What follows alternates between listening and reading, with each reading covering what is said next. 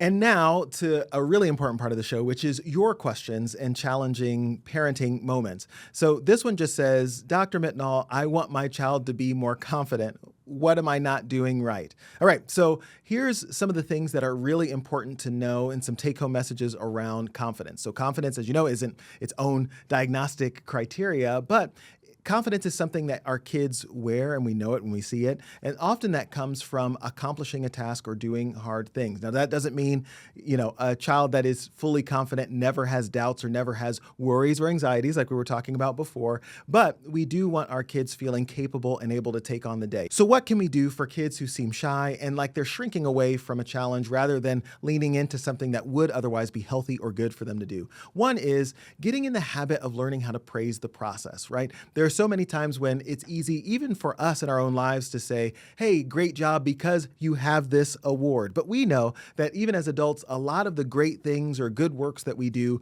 are actually hidden from public view and from the public eye. And so we want kids to know, hey, I'm proud of you for the hard work that you put into that project. Yes, but I got a C+, but I saw the hard work that went into it. You did not, cheat the process of really trying to find every detail on that project. And I absolutely love the work that you put into it, right? And is that lying? It's not lying. You actually are highlighting that actually the work and the effort are more important than the prize that you get on the other side. But let's create achievable goals for kids and celebrate their progress along the way.